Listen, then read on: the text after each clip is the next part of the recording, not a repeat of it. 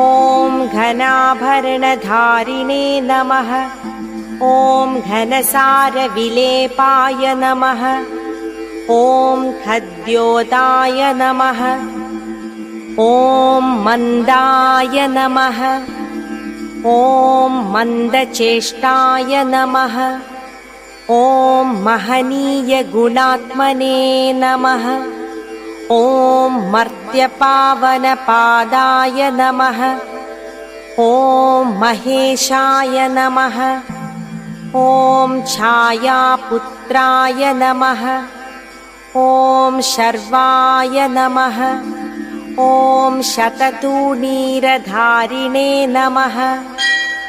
ॐ चरस्थिरस्वभावाय नमः। ॐ अचञ्चलाय नमः।